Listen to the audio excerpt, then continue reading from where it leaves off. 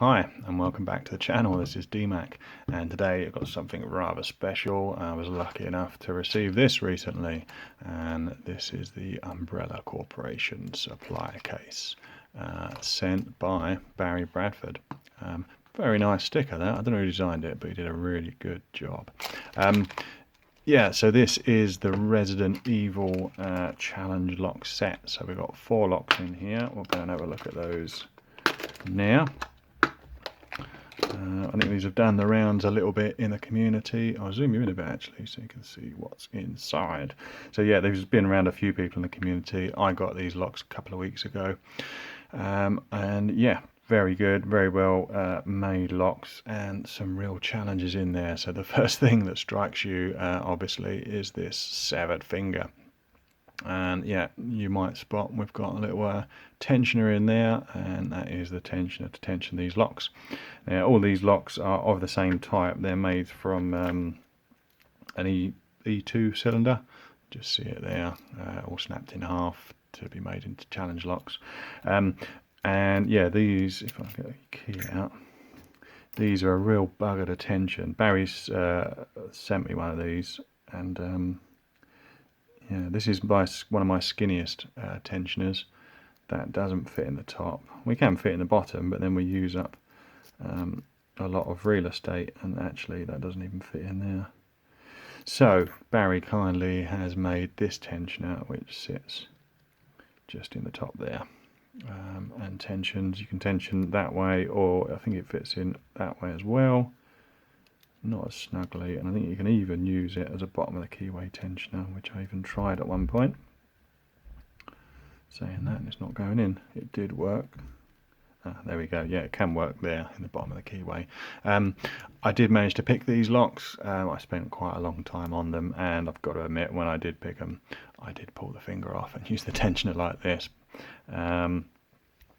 So let's have a look what we've got. So that's number 4. Go to the beginning. What have we got? Number 1. All come with these nice little tags. Raccoon Police, very nice. Barry's gone to a lot of trouble to engrave these. Number 1, Raccoon City. I think that's number 71 of locks that Barry's made. So we've got 1, we've got 2 somewhere. 2, we've got some more nice engraving on that. Virus, and yeah, we've got this cool little tag on this one. Very nice indeed. Number 3 is Spencer Mansion. We've got this again, nice little tag on there and some good engraving there. And we've got the Hive again, nice engraving and a cool little Umbrella Corporation tag.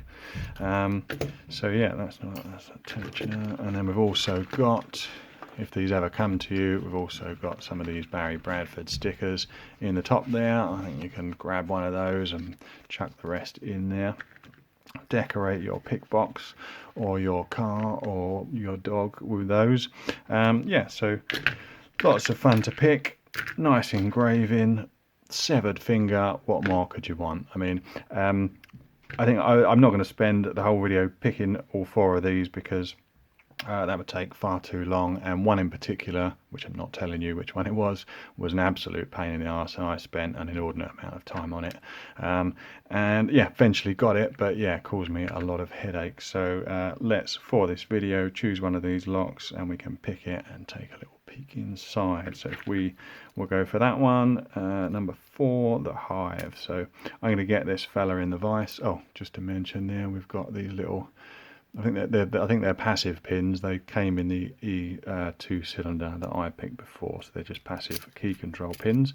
I don't think Barry's done anything with those, but I will find out if I can get this one picked. So I'm going to get them in the vise, get tension in, and then we'll see if we can't get him picked. Right, we've got him all secured in the vise there, and the key works as he should. I think I'm definitely going to use the comedy zombie finger tensioner, although I'm not sure how much feedback a corpse's finger is going to give me, so it could be interesting. And it fits in the top nicely. Okay, there we go. I think I'll probably just rest my finger down there so I can get a bit of feedback off of him. The keyways on these are fairly wide open. That's a 19 thousandths and it goes all the way up. I'm going to start with this deeper hook, Sparrows SS Dev.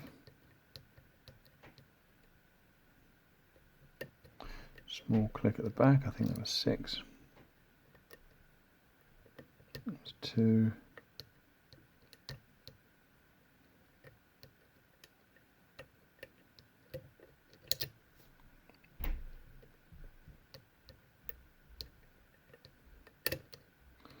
Overset something, I think.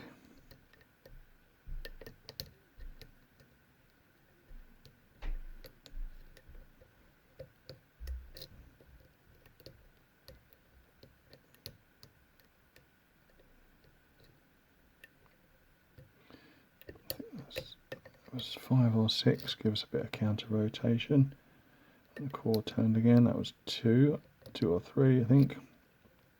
A little bit of slop in these cores. It's an E3 cylinder.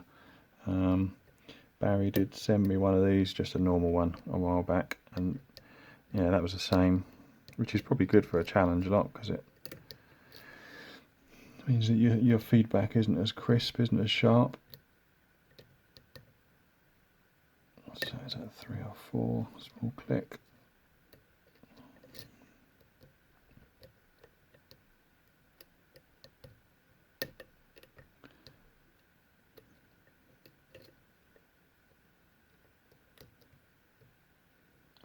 I don't know if you can see there, I mean, a reasonably deep full set. In fact, let's zoom you in just a bit.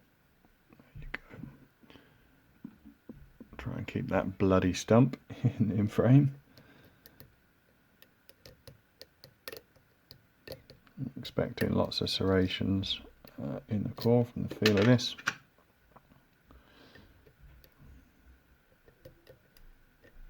Got a nice deep full set, you can see there.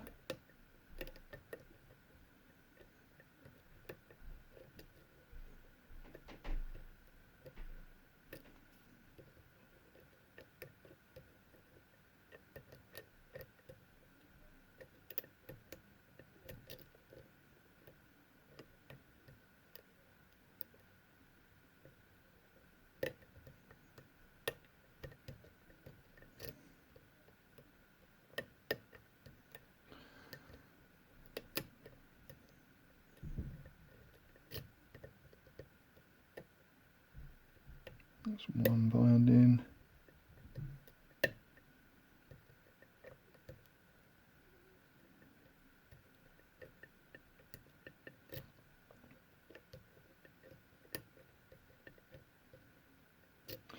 And it's all gone quiet again. Don't know what we're caught on because I can't feel much.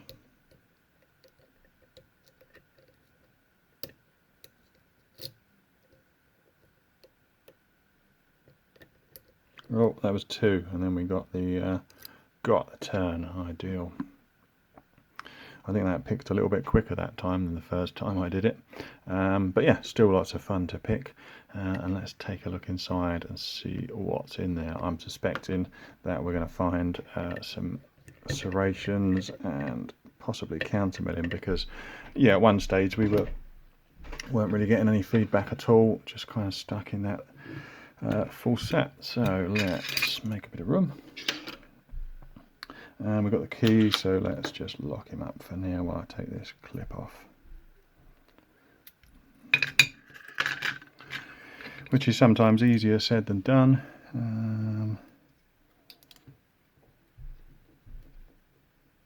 Oh, it's a nice soft clip, so shouldn't be too much trouble.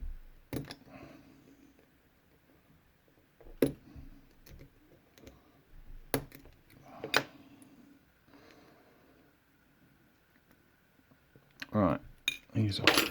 Okay. So I'm going to zoom you in a bit. There we go. Let's see what's going on. And of course we are going to use a shim because you always use a shim when you got a challenge lock. If you got a challenge lock. See if I can get him in there.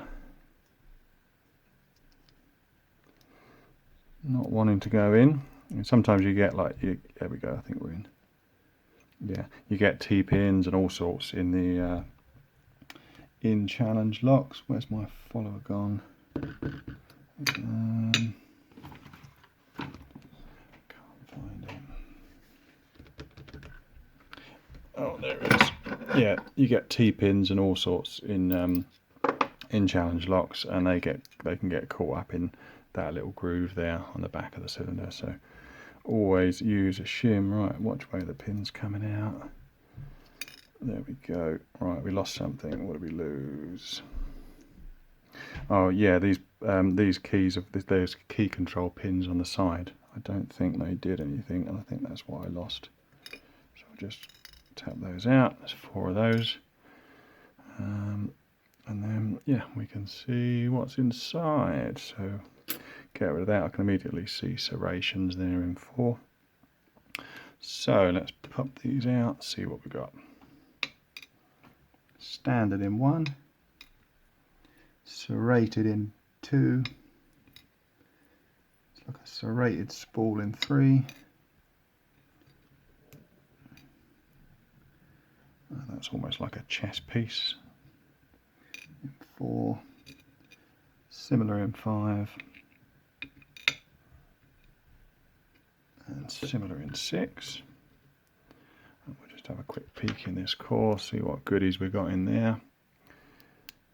Yeah, so we've got a countermill in 1, big, there's countermill, yeah, countermill in 2, thread in, this is not 2, oh, that's 6, 5, 4, okay, we're on the same page, right, yeah, so threading in 4, 3 is countermilled quite deep, and so by the look of it, is 2, and so is 1.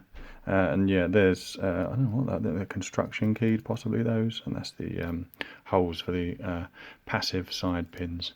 So there we go, that's the core. Let's see what delights we've got up top.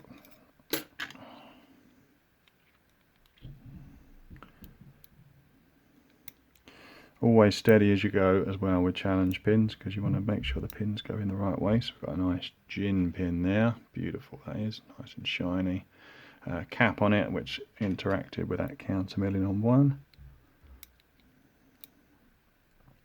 and that's got almost like it's just like a GG pin actually. Nice, that nice deep serrations, causing us problems. We've got work going on in the core. I can see. We'll have a look at that in a minute. We've got a spool in 3. Nice spool in 4. With serrations at the top, and in 6 it looks like a key pin, and we've got some nice serrations there. Very fine work. I've looked at Barry's pins before, and he does some really fine serrations, so ones like that cause all sorts of problems.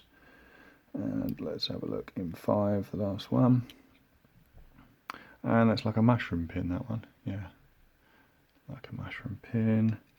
And I did see some nastiness in the core. Let's see what's in there.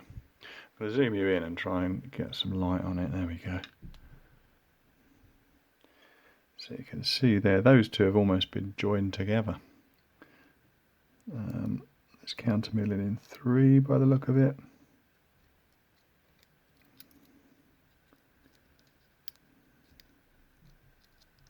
Can't feel anything in the back there, but yeah, some definite nastiness there, look, which is going to cause us all sorts of problems, I think, with yeah, pins like that one there. Beautiful work there, lovely. And we've got that nice gin, and we've got that spool with a sort of narrow section at the bottom. And that one there, some nice sharp cuts on that one. I thought for a second it might be separate. But yeah, some really sharp cuts there. Very nicely done. That's our little mushroom pin we saw. And there again, we've got some nice fine cuts on that last one. Again, some really super fine serrations on the end. Let's just show you those pins there. Very nice work indeed. Right, let's zoom you out. There we go. Right, I've got to put this back together. Yeah, once again, thanks to Barry Bradford for sending these my way. Lots of fun to pick. Good fun, and one in particular, as I said, which I'm not going to tell you which one it is, was an absolute pain in the arse.